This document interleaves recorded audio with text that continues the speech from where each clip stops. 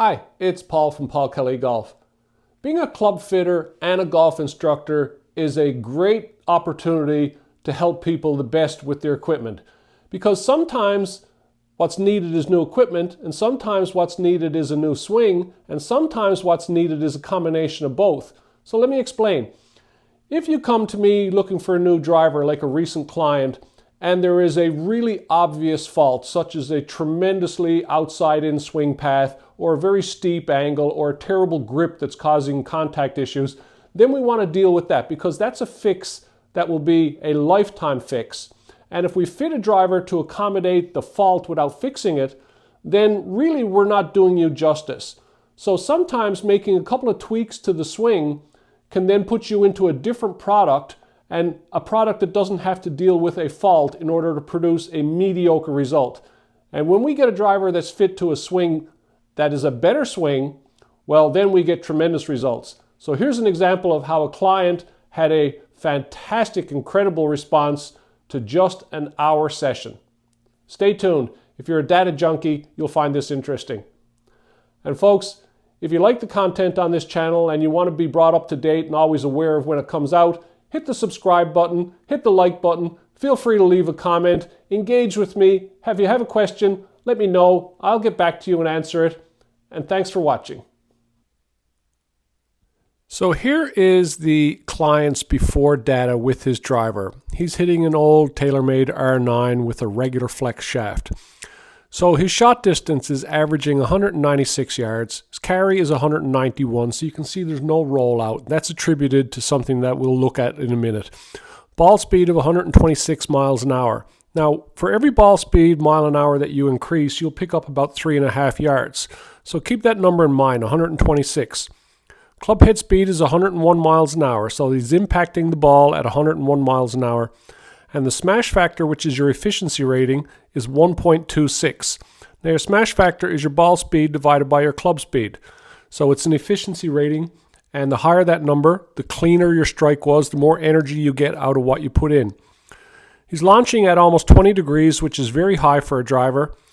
And his club path is 10 degrees outside in. So that's down and across in a slice pattern. Spin rate of almost 5,900 RPMs. Now anything really over 2,700 RPMs means that you are losing distance at a significantly fast pace. Your ball is just plummeting out of the sky. It's crawling up into the air and landing like a parachute. So that's excessively high. So the horizontal distance, which shows here at an average of minus 17.98, that's your offline distance. But in order to be really true about offline distance, we'd have to look at rights and lefts, because a 15 to the right and a 15 to the left is not a zero offline. It's two 15s, one left and one right. So when we add these up and divide them, we're actually 24 yards on average offline. And the maximum height being 36 yards high, which is high for a driver, and then the landing angle at 48 degrees, which is excessively high for a driver. That means your driver is just falling down steep and not running out. So when we combine that landing angle and that high spin angle, we can see why there is only 5 yards of rollout and a total ball distance of 196 yards. So now let's look at the after effects. This was about a 30-minute driver fitting, and then about a 20-25 minute lesson, and then we went back to the driver. So we tested his driver after the lesson, and his driver still didn't perform. It performed better because of the changes that he made, but it still did not perform much better, and it certainly did not perform anywhere close to the new driver, which was better suited for him. So we look at our shot distance, 250 yards, a carry distance of 232, ball speed of 144.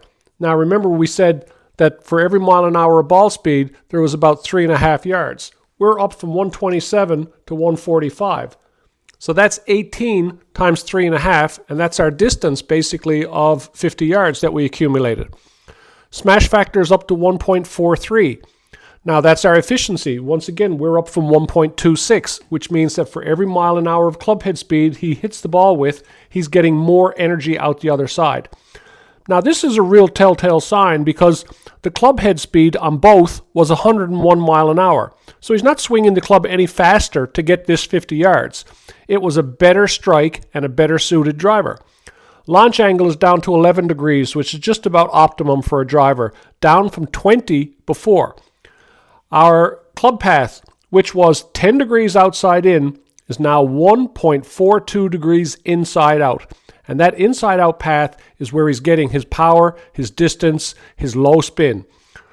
The spin rate dropped from 5,900 down to 2,600. And that is just about perfect optimum spin for that ball speed. The face angle was very nice and consistent. The horizontal angle, once again, which is our offline, we take all those, we add them up, we divide them out. We have 15 yards offline versus the 24 that we had. So he's 50 yards longer and 10 yards closer to the center line. Maximum height is 20 versus the 36 that he had, so it's not ballooning up in the sky. And the landing angle comes in at a nice piercing, rolling out 29 degrees versus the 49 that he was running before. So this is a huge change. And once again, we go back and we look, we did not increase club head speed at all. So after an hour, what did we end up with in reality?